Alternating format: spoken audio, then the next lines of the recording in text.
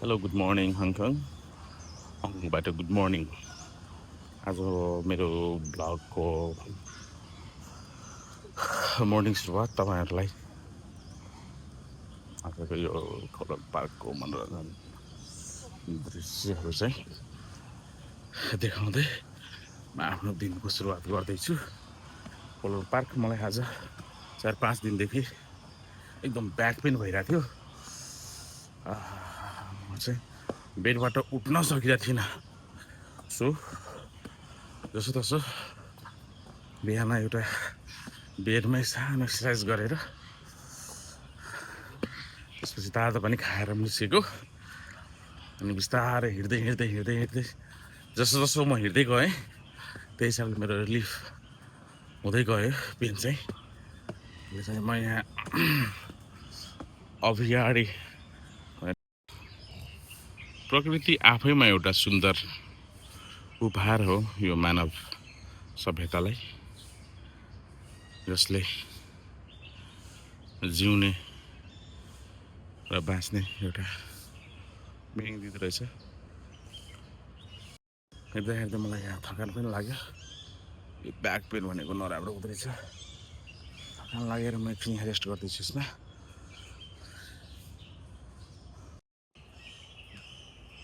यसरी हरियो घना र कालो कालो बिरालो पनि हेर्न पाइन्छ।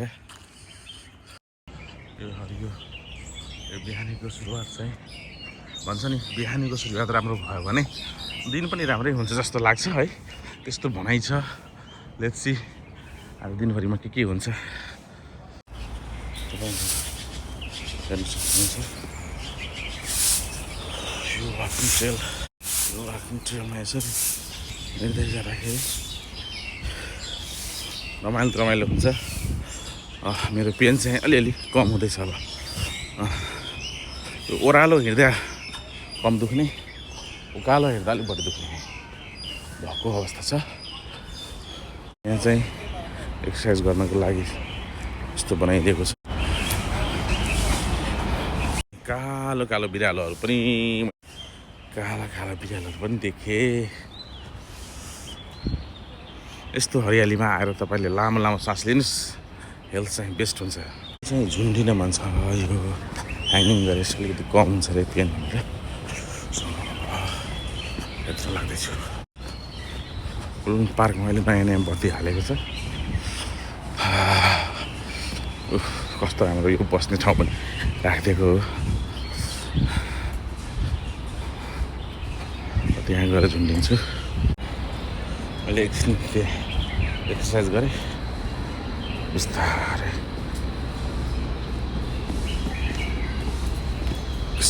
छर्दै म चाहिँ जान्छु अब माथि।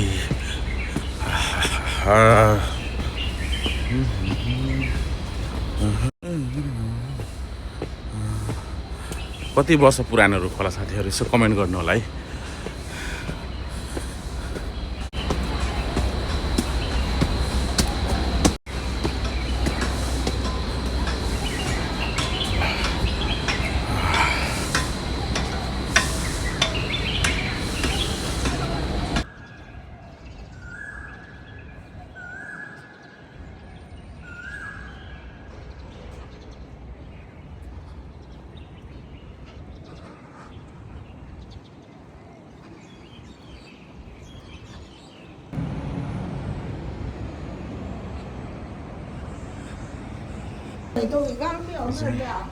म बस्ने बिल्डिङ हो, अपार्टमेन्ट। ल यही सुन्तलाको बोटको बारेमा कुरा गर्दै थिएँ।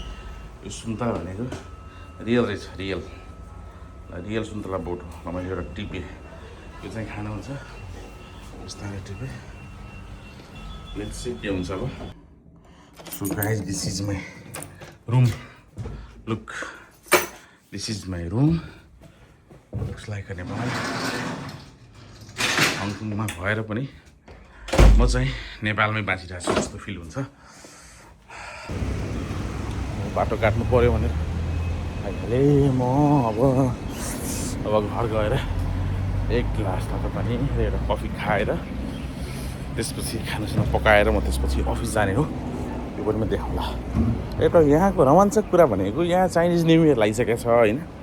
चाइनिज न्यू इयरमा चाहिँ हरेक बिल्डिङ, हरेक मेन्सन, हरेक अफिसको अगाडि चाहिँ एउटा मैले युनिक चिज देखेँ। त्यो युनिक चिज के हो भन्नु न? त्यो युनिक चिज भनेको सुन्तलाको बोट, लाइभ सुन्तलाको बोट, सानो सानो सुन्तलाको बोट।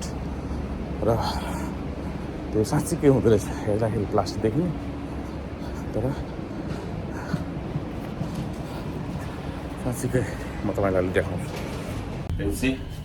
Now I am going to my flat room. एक्लै छु, फ्यामिलीबाट टाढा। अफिसले विश्वास गरेर पठाएको पोस्टिङमा हङकङ। मेरो दिनचर्या कस्तो छ भन्ने कुरा हजुरहरूले थाहा पाउनुहुन्छ अब है त। ठिकै छ, काम गर्छु, अफिस जान्छु, एयरपोर्ट जान्छु, त्यसपछि आउँछु, थाकेर आउँछु, खाना पकाउँछु, खान्छु, यस्तै काम गर्दा उठ्दा बस्दा अलिकति शारीरिक अस्वस्थ छ अहिलेलाई। रिसेन्टली अलिक ब्याक पेनको समस्या भएको हुनाले 3 दिनदेखि म बाहिर निस्किन सकिरहेको थिएन। बिस्तारै बिस्तारै अफिस जान्थेँ, आउँथेँ। हिजो त मलाई साह्रै नै भयो, तर पनि विभिन्न युट्युबहरू हेर्दा, युट्युबहरूबाट यसो एक्सर्साइजहरूको लिस्ट निकाल्दै हेर्दै गर्दा एउटा एक्सर्साइजले मलाई चाहिँ सपोर्ट गर्यो र त्यो गरेर म बिहान आज 4:30 बजीदेखि बिहान घुम्दैछु। I am feeling better.